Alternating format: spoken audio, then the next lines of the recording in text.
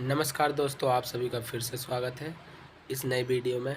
तो आज हम चर्चा करने वाले हैं जीडीपी और जीएनपी के बारे में, क्या होते हैं।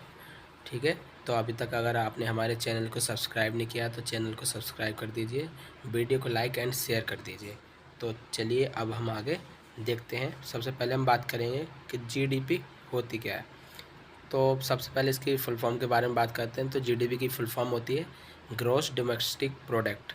इसका हिंदी में मतलब है सकल घरेलू उत्पादन।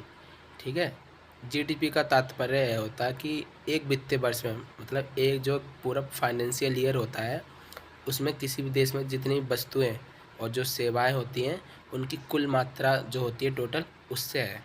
ठीक है, किसी भी देश की जो अर्थव्यवस्था है उसको निर्धारित करने के लिए इसका यह बहुत महत्वपूर्ण रोल होता है। जीडीपी की गणना देखो, किसी भी देश की जो भौगोलिक सीमाएं होती हैं उसके भीतर, मतलब उसके अंदर ही रहकर जितनी भी वस्तुएं होती हैं या जितनी भी सेवाएं होती हैं, ठीक है, उनका जितना भी मतलब उत्पादन होता है सेवाओं का, वस्तुओं का, उनके जितना भी कुल मूल्य होता है उससे किया जाता है। ठीक है, जैसे कि हमारा भारत देश है, भारत की जो भौगोलिक सीमा है उसके अंदर जितने भी लोग रहते हैं, ये मायने नहीं रखता कि वो भारतीय हैं या गैर भारतीय। उन दोनों के द्वारा जितने भी वस्तुएं सेवाएं उत्पादित की जाती हैं उनसे जितना भी जो मूल्य इकट्ठा होता है वो सारा जीडीपी में काउंट किया जाता है। अब हम बात करेंगे जीएनपी क्या होता है। तो देखिए, जीएनपी किसी भी देश में रहने वाले जो निवासी होते हैं उस देश के मूल निवासी होने चाहिए।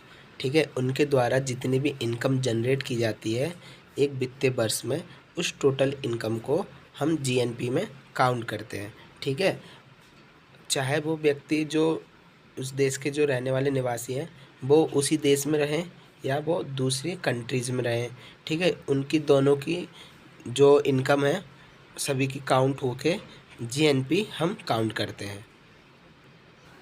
अब हम जीडीपी और जीएनपी से जुड़े हुए कुछ दूसरी जो बिंदु हैं उन पर भी चर्चा कर लेते हैं। तो देखिए, यह क्या गणना करता है। तो पहले हम जीडीपी की बात करेंगे फिर जीएनपी की।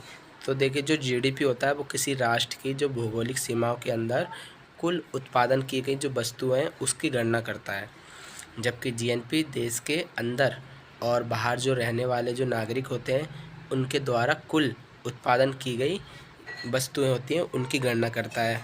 ठीक है, यह क्या उजागर करता है। तो देखिए, जीडीपी एक अर्थव्यवस्था की ताकत को उजागर करता है, जबकि जो जीएनपी होता है वो अर्थव्यवस्था के विकास में नागरिकों का योगदान को उजागर करता है।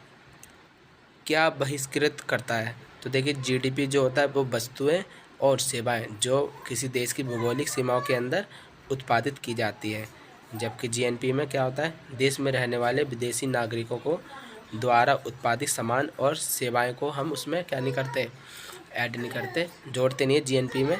जबकि जो उसके मूल निवासी होते हैं वो देश के अंदर हो या बाहर हो, उनके द्वारा जितनी भी इनकम जनरेट की जाती है वो जीएनपी में हम काउंट करते हैं।